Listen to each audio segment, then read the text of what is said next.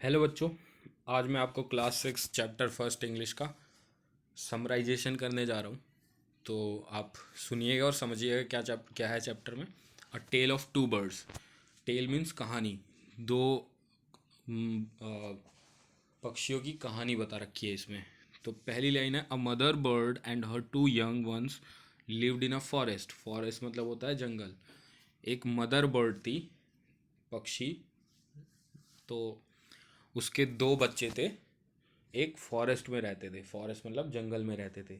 आप एक काम कर सकते हैं, आप अभी कॉपी पेन लेकर बैठें और जो जो वर्ड की हिंदी बता रहा हूँ वो काफ़ी इंपॉर्टेंट है, उन सबको आप लिख कर रिवाइज़ कर लेंगे तो आपकी वोकेबलरी भी अच्छी हो जाएगी और इंग्लिश समझने की काफ़ी अच्छी हो जाएगी।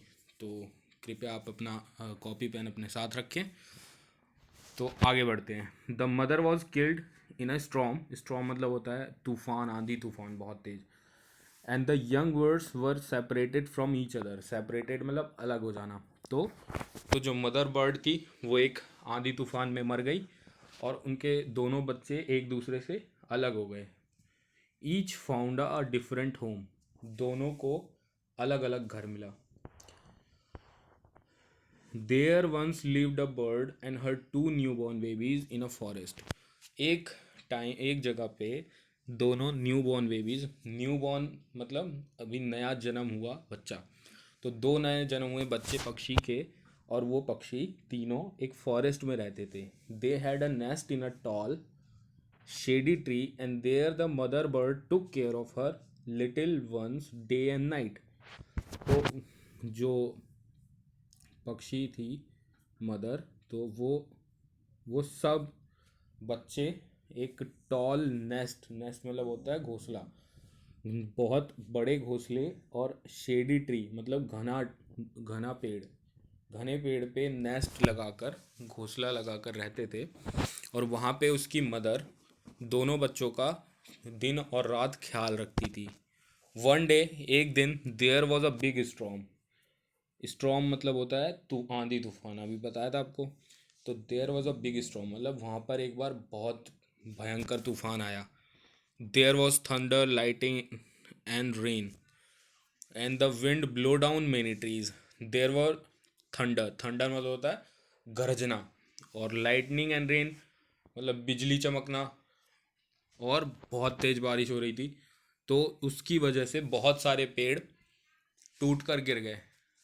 The tall tree in which the birds leave also came down. तो जो बड़े वाले पेड़ पर वो तीनों रहते थे वो भी टूट कर गिर गया। A big heavy branch hit the nest and killed the bird. उसमें से ब्रांच होता है शाखा, जो पेड़ की तने होते हैं जो बड़े बड़े साइड से निकले रहते हैं। तो उनमें से एक ब्रांच, शाखा, जिस पे वो रहते थे वो भी हिट हुआ और वो टूट कर गिर गया, जिससे बर्ड मर गया। फॉर्चुनेटली, फॉर्चुनेटली मतलब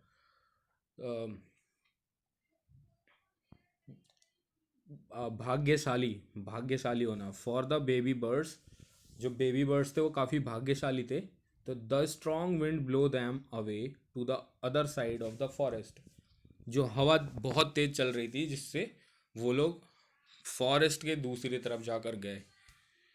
one of them came down near a cave where a gang of robbers live.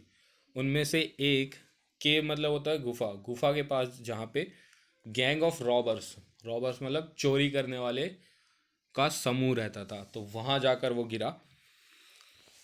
The other landed outside अ ऋषिज आश्रम अ लिटिल डिस्टेंस अवे। और दूसरा उससे थोड़ी ही दूर पे एक ऋषि का आश्रम था, वहाँ पर जाकर गिरा।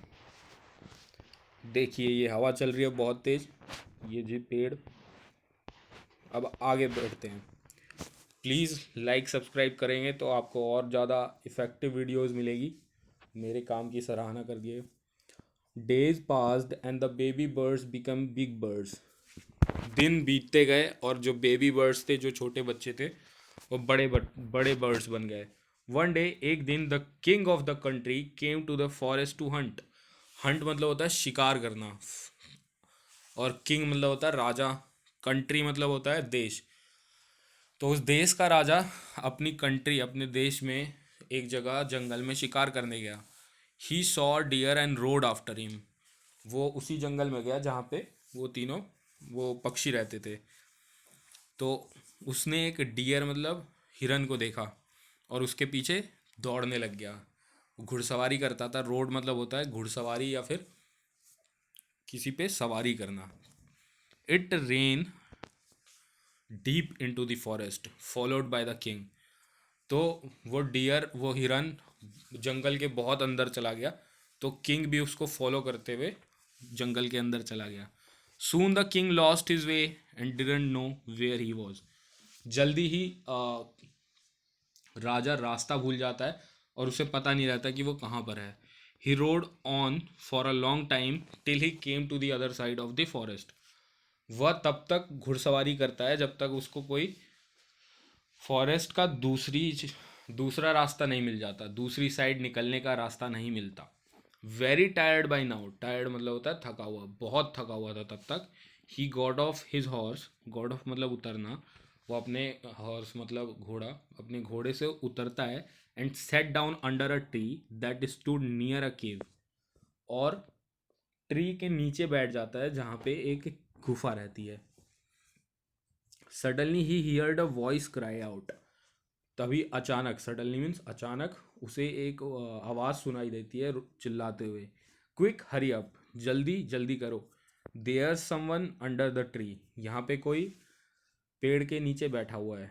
कम and take his jewels and his horse, आओ और जल्दी से इसके हीरे जवाहरात और इसका घोड़े को लेकर चलते हैं, हरी, और else he will slip away, नहीं तो ये हमारे हाथ से फिसल जाएगा। The king was amazed. हमारे हाथ से फिसल जाएगा मतलब ये जब तक हम लेट करेंगे तो ये यहाँ से चला जाएगा और हमें कुछ नहीं मिल पाएगा। The king was amazed. King बहुत परेशान था। He looked up and saw a big brown bird on the tree which he was sitting.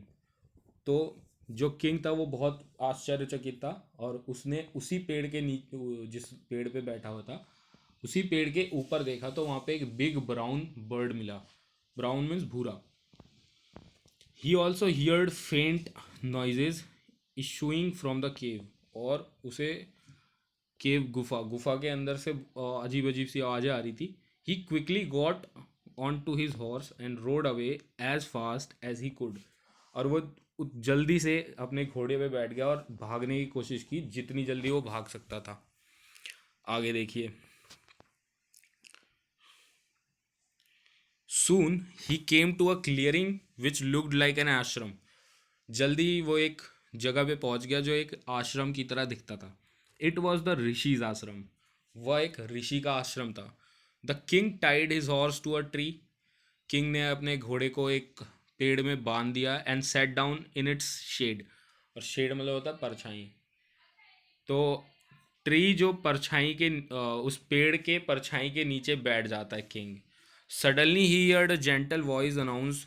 जल्दी ही वो एक जेंटल मतलब प्यारी और अच्छी आवाज़ में सुनता है, the welcome to the ashram sir.